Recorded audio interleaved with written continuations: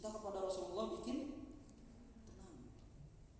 Dan respon para sahabat tuh beda-beda ketika berkomunikasi sama Rasulullah, ketika bergaul sama Rasulullah, ketika satu circle sama Rasulullah. Ya sama kayak kita. Yang namanya Islam itu tidak pernah menyuruh kamu tuh harus kayak gini.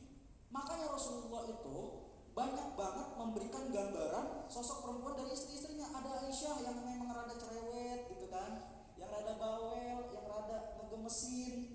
Ada Khadijah yang sangat berwibawa. Itu kalau laki-laki deket sama dia, nggak mau deket itu laki-laki, udah jaga marwahnya duluan.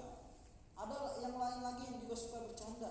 Karena setiap manusia itu punya karakternya masing-masing. Begitu juga para sahabat.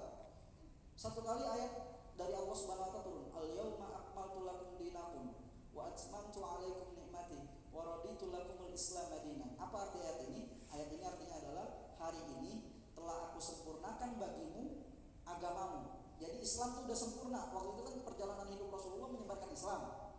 Nah, pada hari itu penyebaran Islam sudah selesai karena kata Allah, Islam sudah sempurna. Wa atmamtu 'alaikum ni'mati, dan sudah sempurna juga nikmat dariku kepada kalian. Wa raditu lakumul Islam madinan, dan aku ridho Islam ini sebagai agama bagi kalian. Ada dua sahabat. Yang pertama Umar ibn Khattab. Apa yang dilakukan Umar? Lalu kemudian Umar bikin pesta. Kenapa? Merayakan kemenangan. Karena Islam menang, karena Islam jaya, tugas sudah selesai. Betul? Maka kita harus rayakan kemenangan ini dengan rasa syukur. Di samping sana Umar melihat Abu Bakar menangis. Datanglah, kamu ngapain nangis? Lihat dong sahabat-sahabat yang lain pada tasyakuran karena kita berhasil menaklukkan kota Mekah, kita berhasil masuk lagi ke Mekah. Kamu kenapa nangis?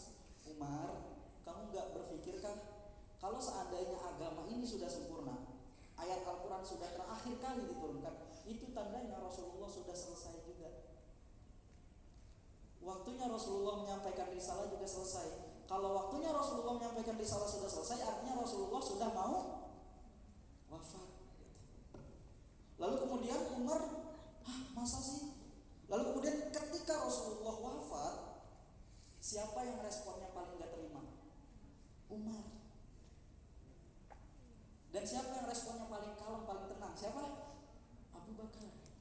Jadi ini, kalau mau jadi perempuan yang tenang, yang pertama tadi coba belajar dari Sayyidah Maryam. Lalu yang kedua, belajarlah mencintai Rasulullah. Karena rasanya gak ada ujian hidup kita yang jauh lebih berat daripada ujiannya Rasulullah.